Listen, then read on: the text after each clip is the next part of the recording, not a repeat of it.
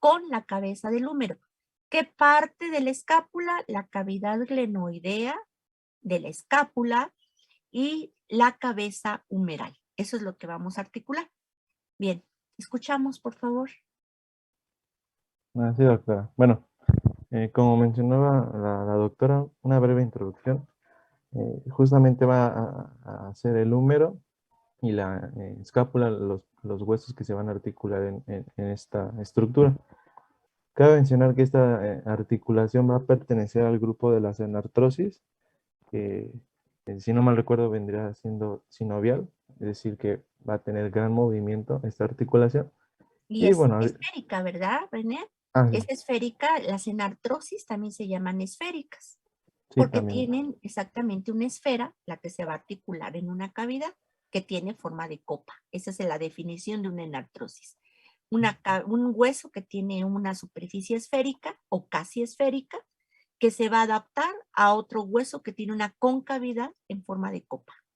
Ok, entonces ahí tendríamos una enartrosis o esférica, histológicamente es una sinovial y de tipo anatómico funcional es una diartrosis, enartrosis, es una diartrosis porque tiene mucho movimiento, con un subgénero enartrósica o esférica, y además si queremos por ejes de movilidad, es una triaxial o poliaxial, porque recuerden que tiene un movimiento conjunto, al sumar los 6 movimientos que tiene esta articulación, nos forma un movimiento circular que se llama ¿cómo?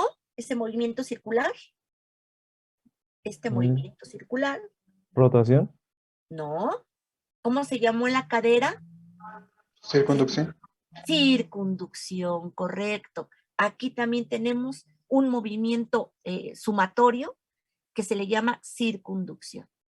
Todas las enartrosis, donde hay enartrosis, hay circunducción, porque es la más completa de las articulaciones. Muy bien, seguimos. Sí, doctora.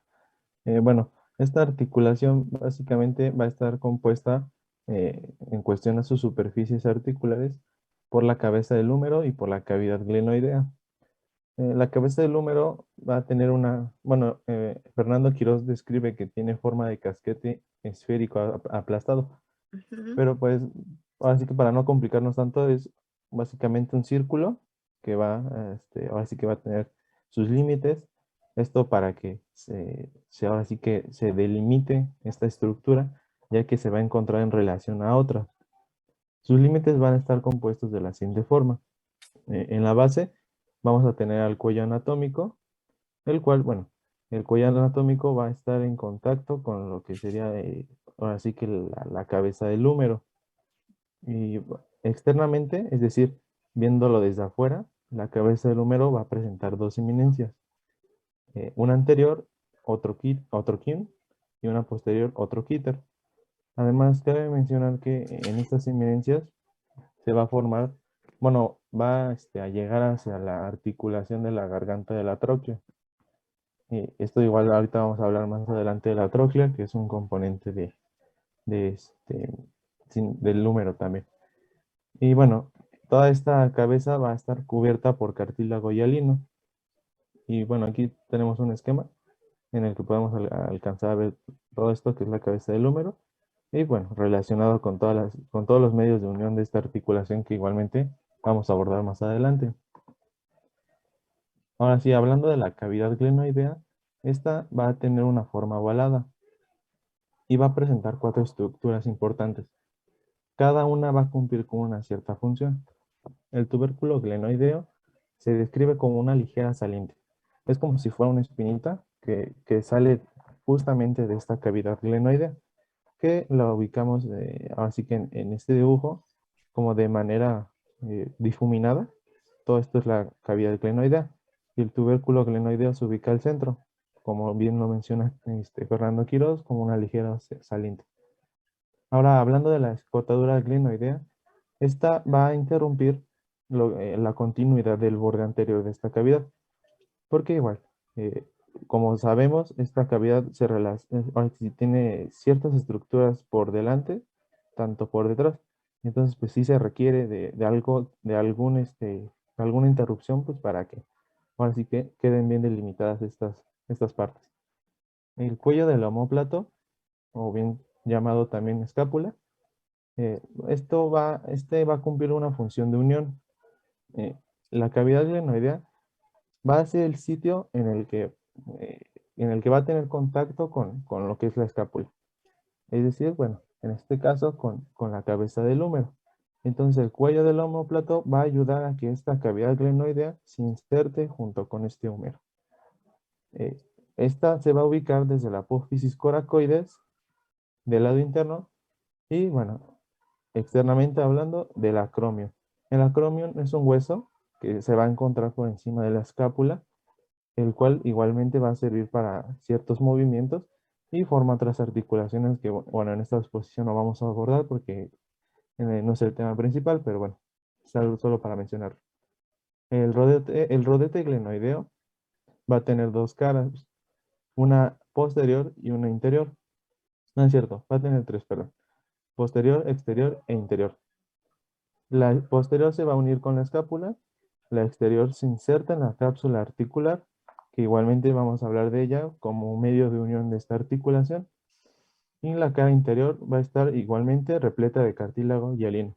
Entonces encontramos que esta articulación va a ser rica en este cartílago debido a este movimiento que requiere, ya que esta cumple con 5 movimientos, pues sí, muy importantes porque son los que nos permiten realizar ciertas Ok. actividades. A ver, René, recuérdenme por favor de una forma clínica, como les dije que se llamaba al rodete, que solamente hay dos en el cuerpo, el rodete acetabular y el rodete glenoideo, uno a nivel de cadera, otro a nivel del hombro.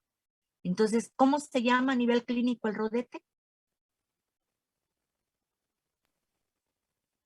Mm, yo no recuerdo muy bien, doctora. Labrum, que les dije que pudiera haber alguna fractura del labrum glenoideo.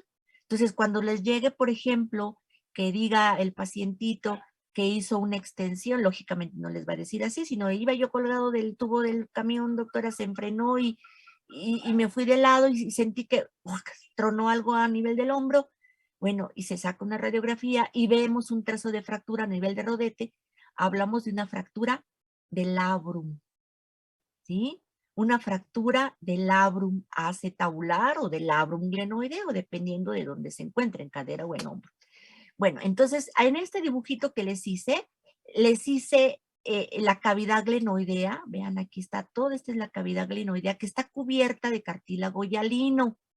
¿A quién va a recibir? Va a recibir la cabeza del húmero, que es prácticamente achatada y gruesa, ¿sí? Y que va a formar un tercio de una esfera y que se va a coincidir, muchachos, con esta cavidad, que es la cavidad glenoidea cubierta de cartílago hialino.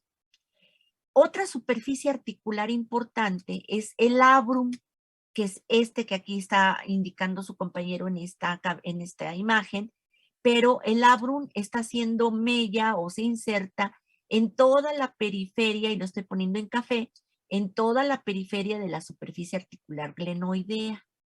Ajá, en la periferia. ¿Para qué sirven los rodetes? Bueno, los rodetes van a servir para hacer más amplia la cavidad, es decir, más profunda la cavidad glenoidea. Igualmente, si es acetabular, más profunda la cavidad y aumentar la superficie de contacto al hueso que llegue a articular ahí, ¿sí? Esta es la función doble que tienen los labrums, ¿sí? Bueno, entonces, las superficies articulares van a ser la cabeza del húmero, el rodete glenoideo, que es de fibrocartílago, y la cavidad glenoidea. Ya los detalles como los que nos mencionaban, que es el tubérculo subglenoideo, que es este, el cuello del omóplato, que es este cuellito, vean el cuello del omóplato, lo que estoy punteando en amarillo, este puntito, que es el tubérculo subglenoideo, que sirve para el tríceps ural. Aquí en el húmero tenemos el cuello anatómico, el troquíter, el troquín, el cuello quirúrgico y tendríamos lo que divide el troquín con el troquíter, el canal bicipital, ¿sí?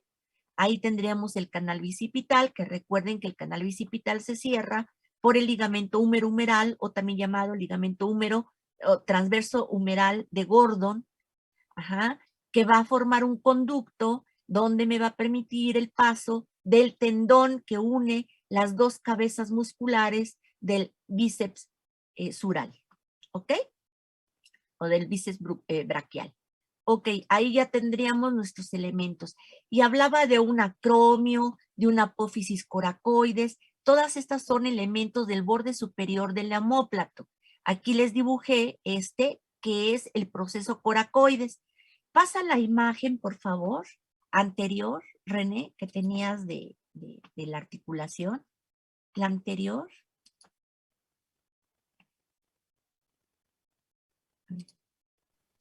¿Sería esta, doctora? Esta, por favor, sí. Okay. Esta articulación, es que le puse a borrar, ahí está.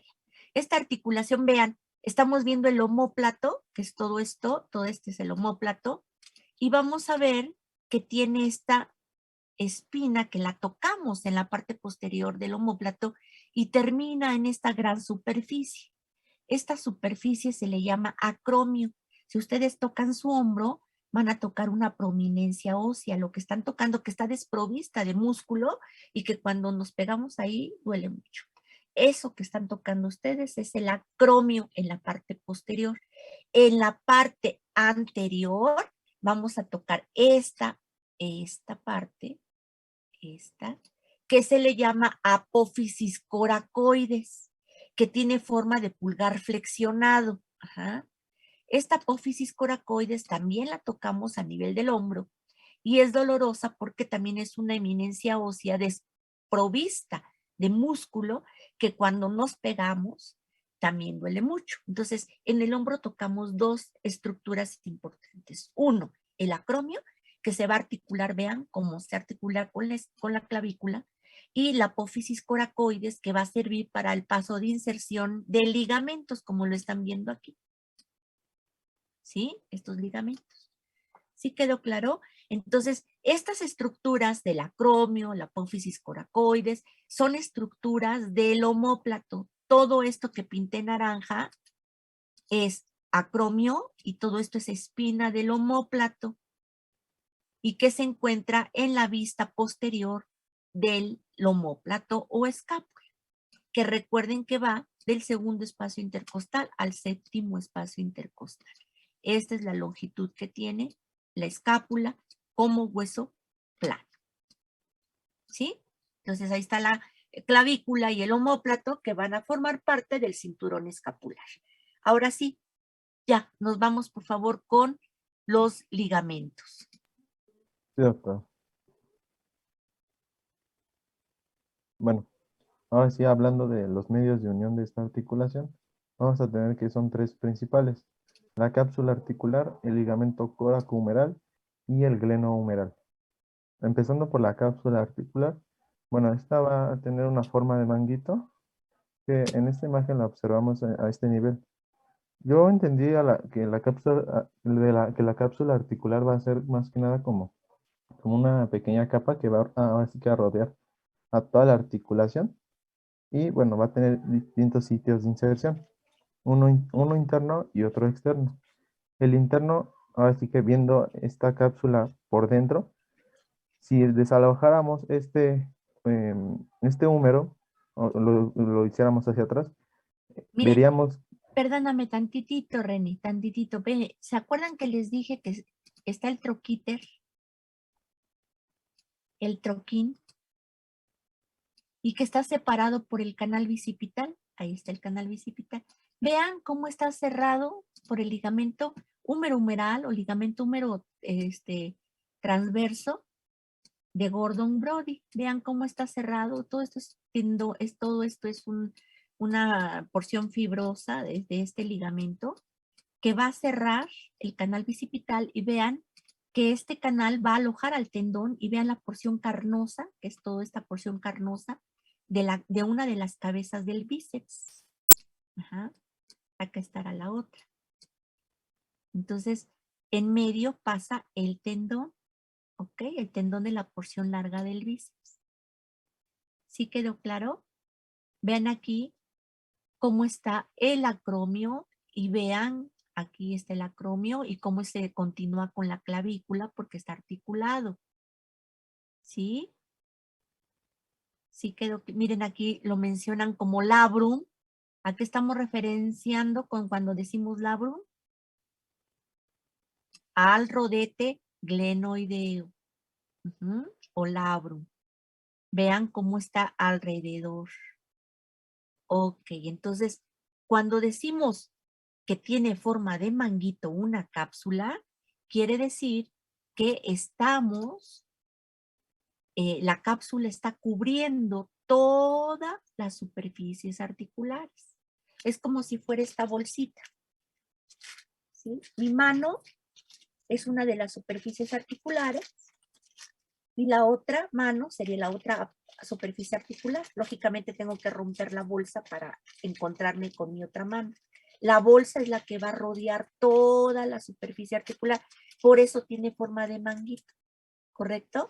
Entonces, esta bolsa debería de estar rota para que se encontrara mi mano con la otra mano y cubriendo toda la bolsa mis dos manos.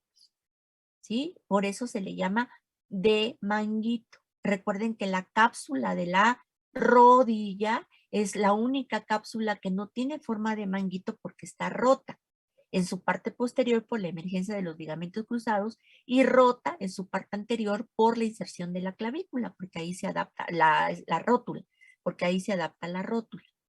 En el caso del hombro, tiene forma de manguito, así es, porque cubre todas las superficies articulares, están en el interior. Ahora sí te escuchamos, René, perdón una interrupción. Sí, no se preocupe, doctor. Bueno, tenemos que internamente, como nos mencionaba la doctora, se va a insertar en la cara externa del rodete glenoideo y en la porción inmediata del omóplato. Externamente, un momentito, por favor, doctora. Ajá.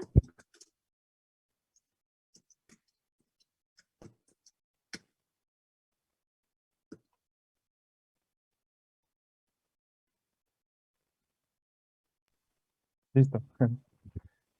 Bueno, externamente va a estar va a estar superior al cuello anatómico e inferior al cuello quirúrgico.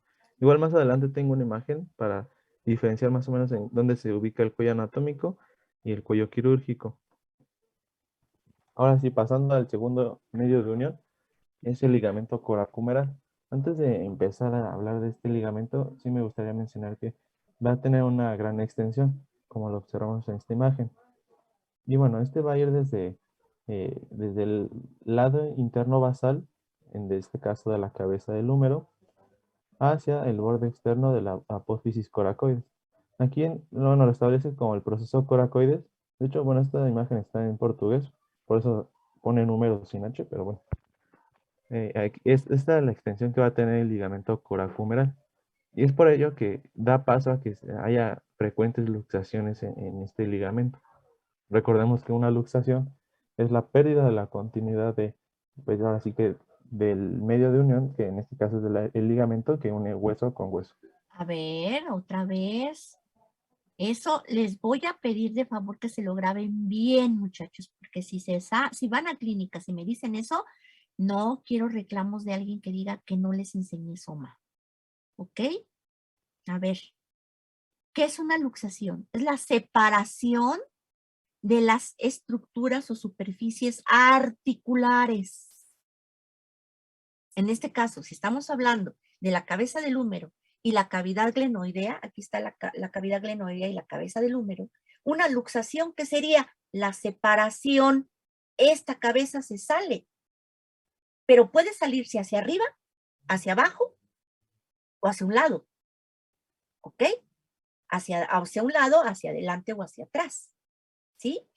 Las luxaciones más frecuentes de hombro son las luxaciones anteriores, así. Y puede ser que el húmero, o sea, se salga de la cavidad y se pueda adaptar o se pueda subir por abajo de la clavícula. Sería una luxación anterior subclavicular. Si la cabeza del húmero está salida y es luxación anterior, está por debajo de la cavidad glenoidea. ¿Cómo se llamará? Luxación anterior subglenoidea. ¿Sí? ¿Sí quedó claro? Sí, doctora. Entonces, una luxación, ¿qué es? Es la salida o la pérdida, ajá, de contacto o de continuidad entre las superficies articulares. Cuando hablamos de ligamento y los ligamentos se rompen, hablamos de esguince. Y ahí hablamos de esguince grado 1, grado 2 y grado 3. Me van a decir, ¿y en qué consisten los esguinces grado 1, grado 2 y grado 3? Dependiendo de la ruptura o de la lesión de todo o parcialmente del ligamento. Si es de todo el ligamento, así es de que esté el ligamento aquí y se parta completo, es un esguince grado 3. Si el esguince es parcial, que nada más esté logrando parte de la mitad del ligamento lesionado, es un esguince de segundo grado. Y cuando solamente es una lesión parcial muy pequeña del ligamento, hablamos de un esguince de primer grado, lógicamente acompañado de un cuadro sintomatológico diferencial entre primero, segundo y tercer grado. ¿Cuál es la diferencia? Donde en el primer grado podríamos tener una incapacidad temporal, donde sí podemos tener una marcha claudicante, pero sí todavía podemos incorporarnos, caminar, deambular y todo. Hay un dolor pasajero y no hay equimosis. Segundo grado, esguince de segundo grado, donde hay una incapacidad funcional, donde ya no podemos caminar y la estabilidad está alterada porque no podemos mantenernos de pie, en el caso de un tobillo, ajá, donde hay equimosis y donde hay inflamación. ¿Qué va a pasar en un esguince de tercer grado? Incapacidad total, ahí sí ya ni nos podemos mover, un dolor muy agudo, un edema, grado 3, donde se puede presentar una hemorragia perimalleolar, en el caso del tobillo, donde hay una hemorragia masiva, una hemorragia visual, ¿verdad? Y una incapacidad, que lógicamente tenemos que mandar una radiografía para hacer el diagnóstico diferencial con una fractura. ¿Sí quedó claro? Entonces, lógicamente se va a tratar en un esguince de tercer grado, si se puede tratar con una inmovilización a través de un yeso, se pone. El primero y segundo grado a través de una férula. En el caso del tercero, a través de un yeso o bien a través de una intervención quirúrgica para afrontar los cabos del ligamento lesionado. ¿Sí? En el caso de una luxación, hablamos de reducción. Tenemos que volver a acomodar. Está la cavidad aquí y está la cabeza acá y están fuera. Pues, ¿qué tengo que hacer? Una reducción, es decir, recorrer el hueso para volverlo a meter en la cavidad articular. Entonces, no confundan luxación, que el término español es dislocalización, pero el término más médico que se utiliza es luxación. La lesión de un ligamento es un esguince y la lesión y la pérdida de continuidad de un hueso es fractura. ¿Ok? Entonces, ¿ya quedó que es una luxación y que es un esguince y que es una fractura? Sí, doctora. ¿Sí? Ok, bueno, muy bien. Entonces, ahora sí, ¿qué pasa? Habías dicho si hay una lesión de un ligamento, pues es un esguince. ¿Sí? Sí. Bueno, muy bien. Seguimos. Doctora, una pregunta, perdón.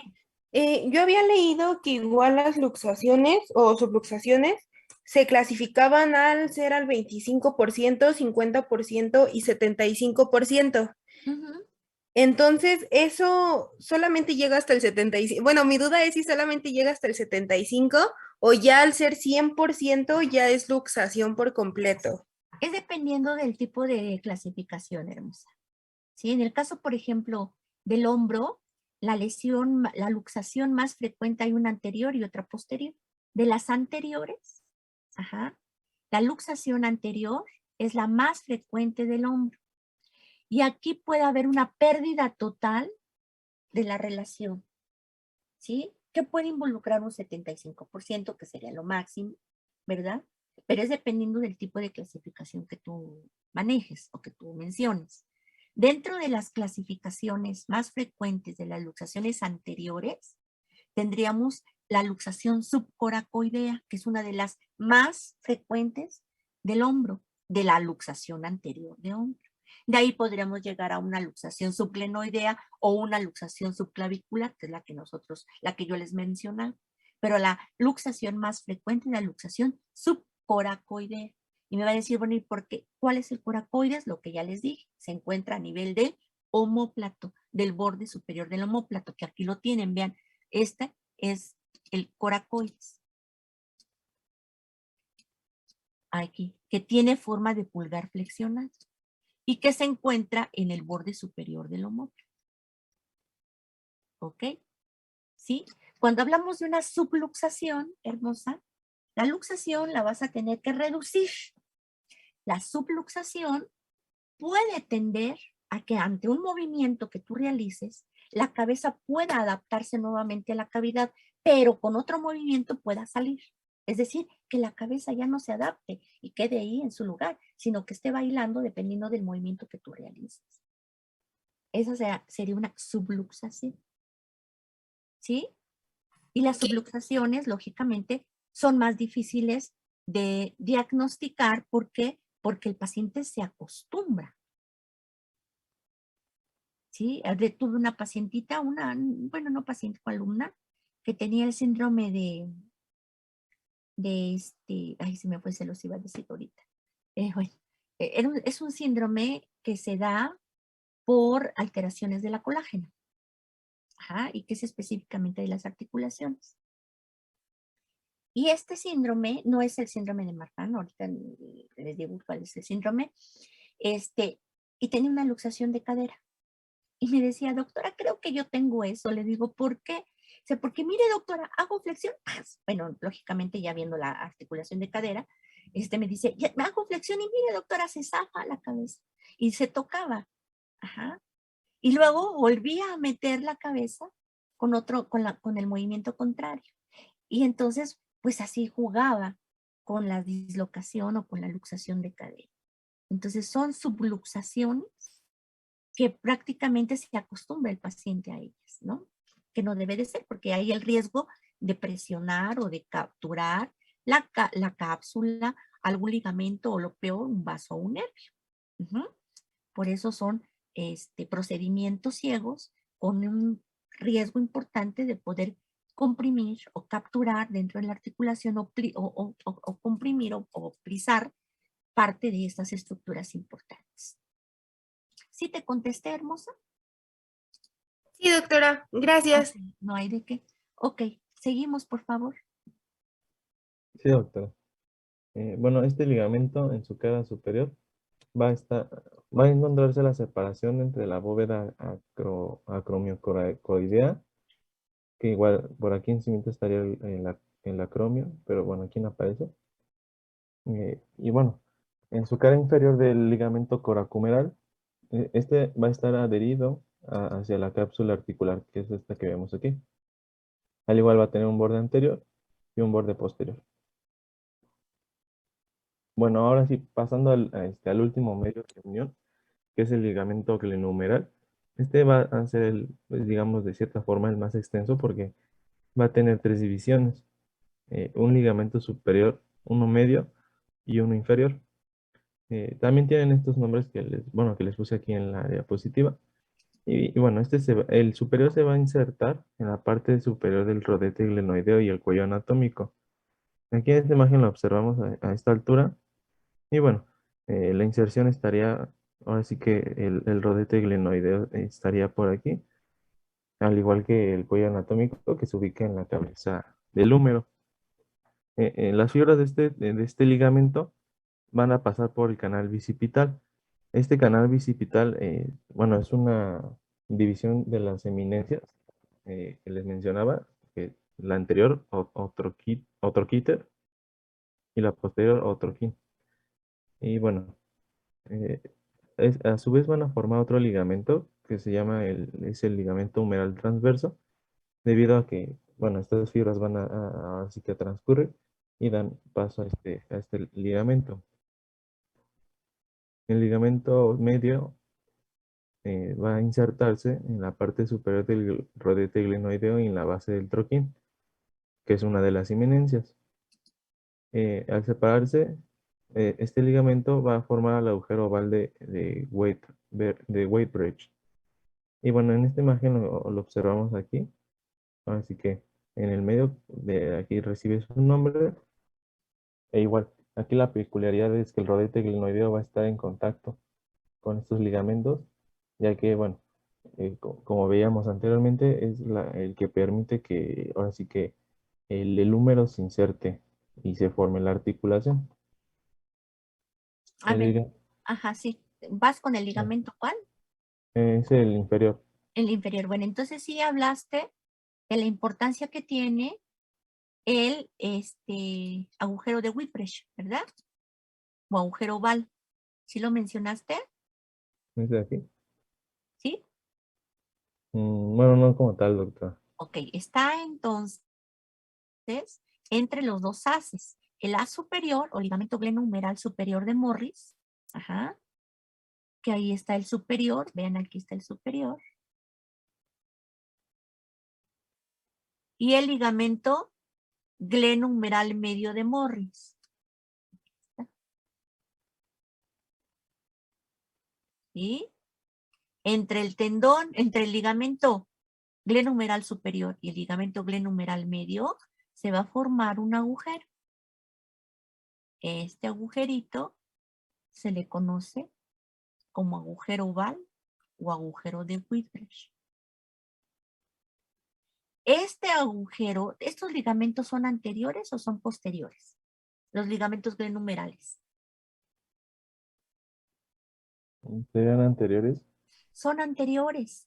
Entonces el agujero de Whipwrecht o agujero oval, que es este rojito que les pinté aquí, que se encuentra entre los haces superior y el haz medio, me va a favorecer que ante una fuerza o un golpe que reciba directo a nivel del hombro, la cabeza del húmero que aquí está cortada, y vean aquí los puntitos del hueso esponjoso, aquí cortaron la cabeza del húmero, se pueda proyectar por este agujero, ¿sí?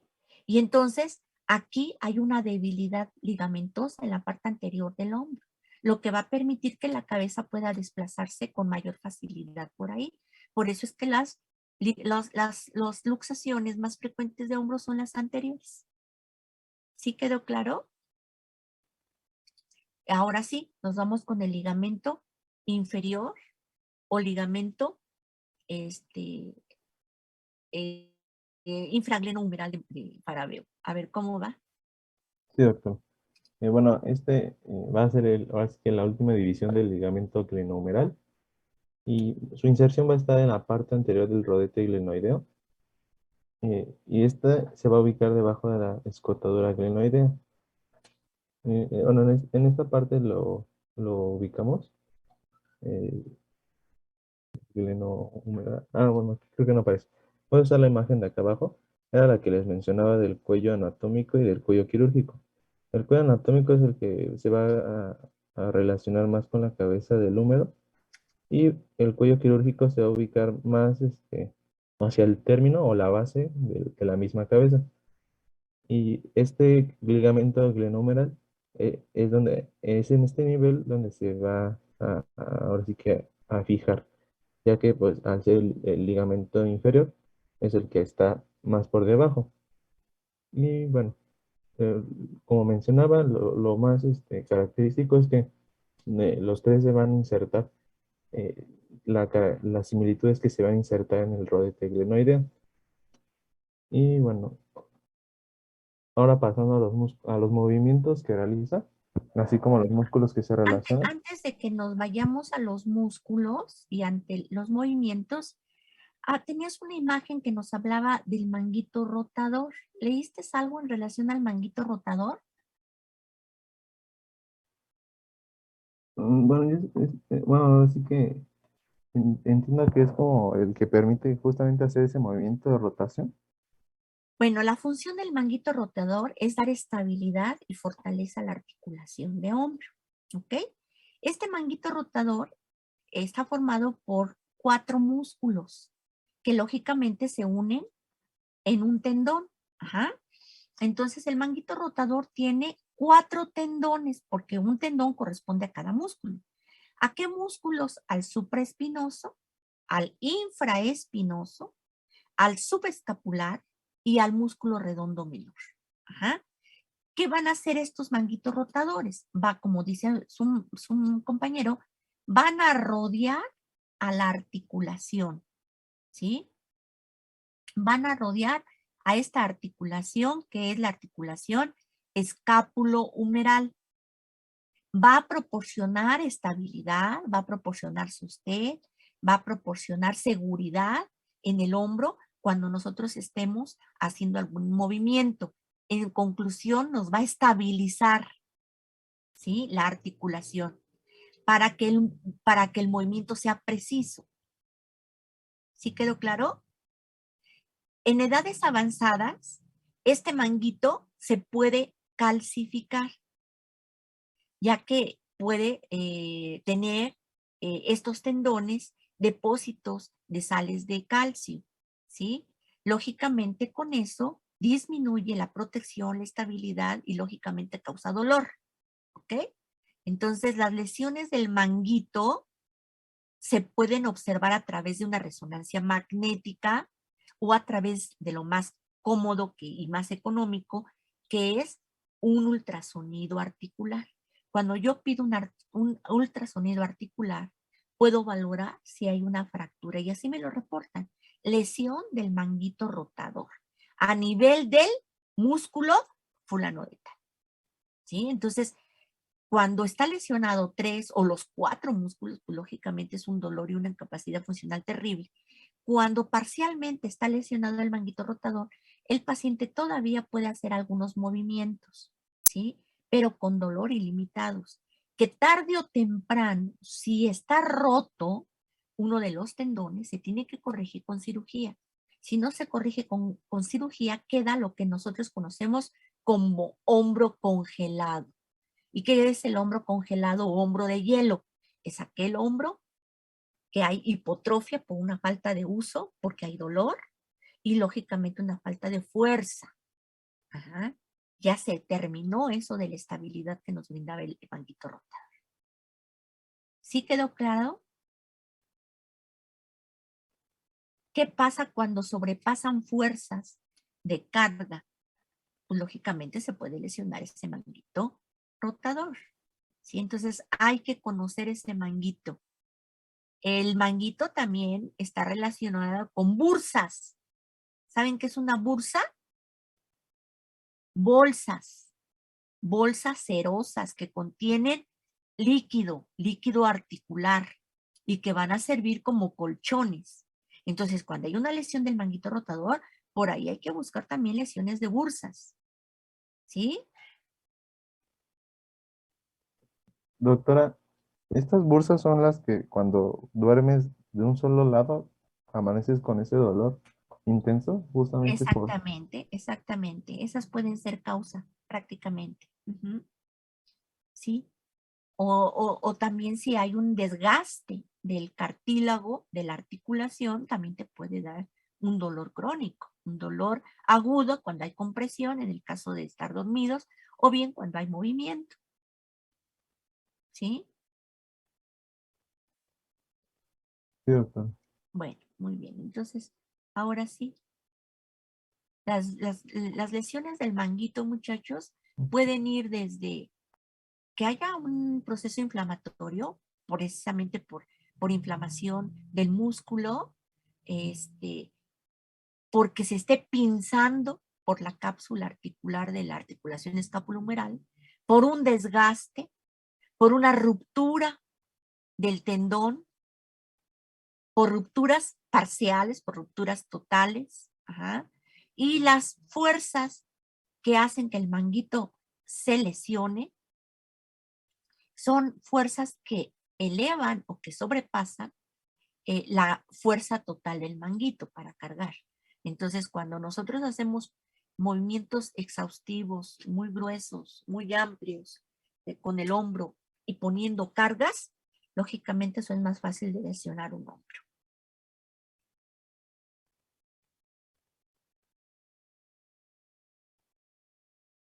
Muy bien, seguimos, por favor. Sí.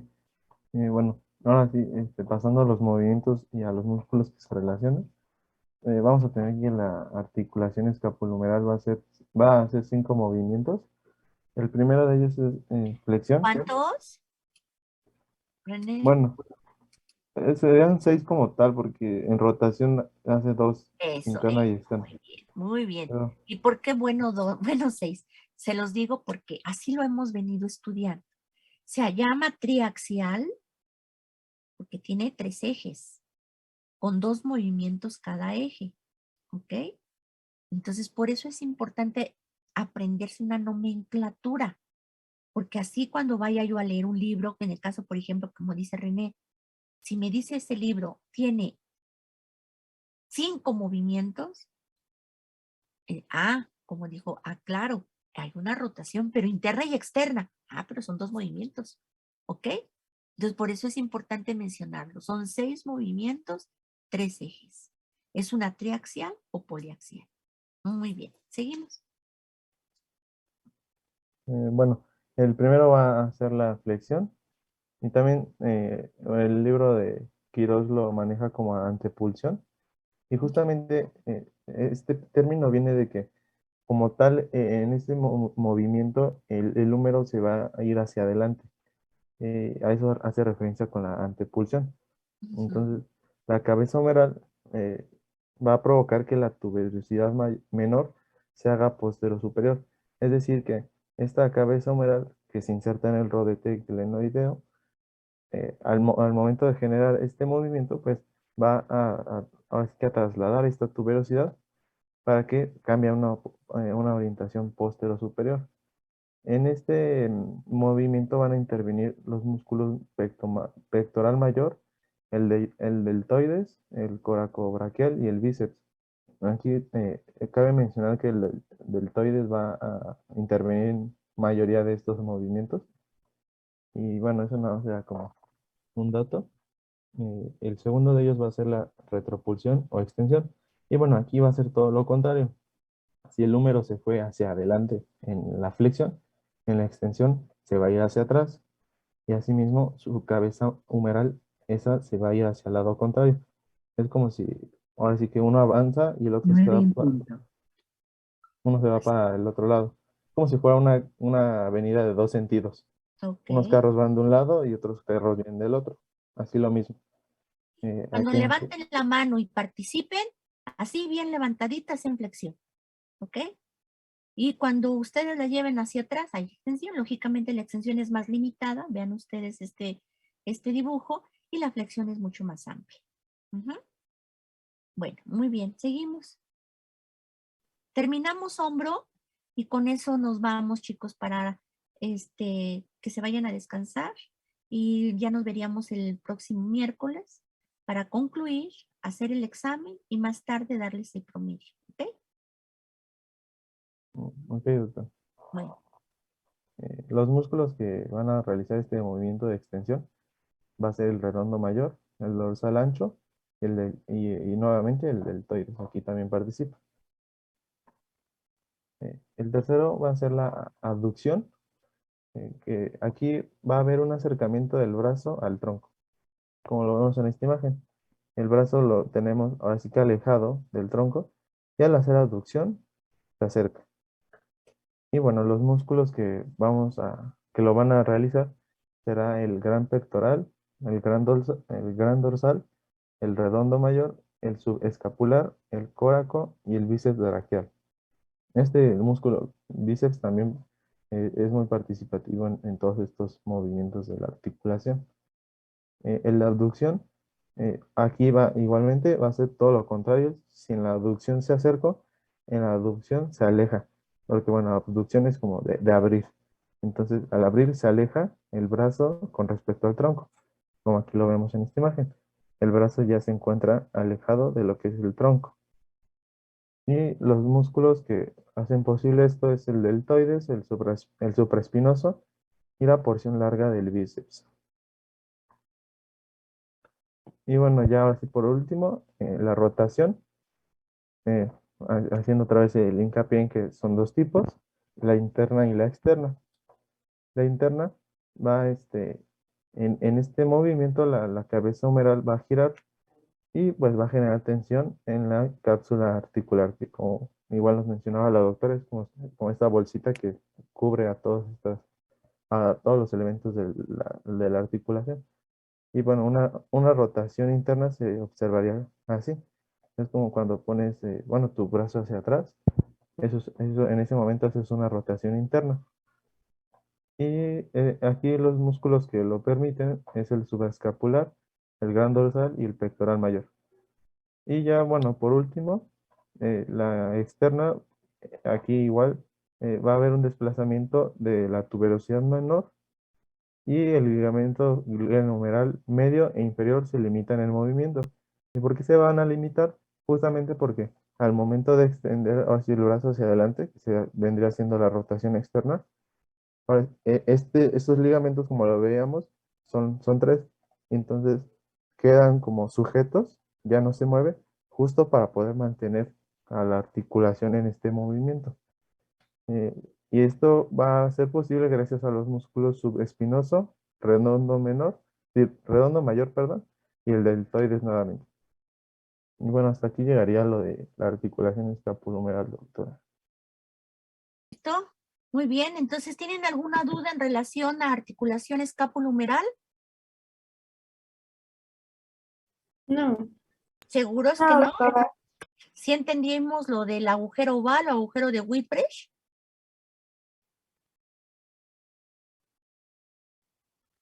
Chicos, ¿ya se me fueron? ¿No me escuchan?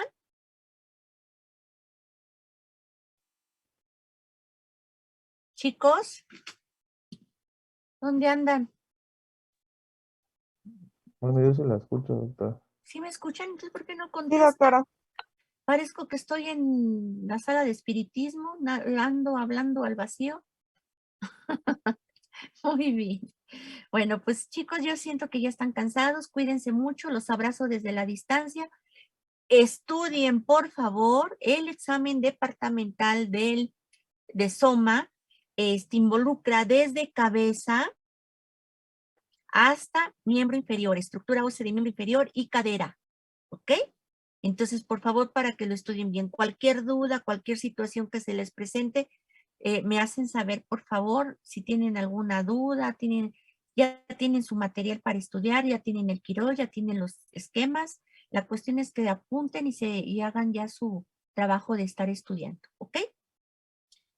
Bueno, cuídense mucho, muchachos, que descansen y que pasen linda noche. Les agradezco su asistencia. Bye.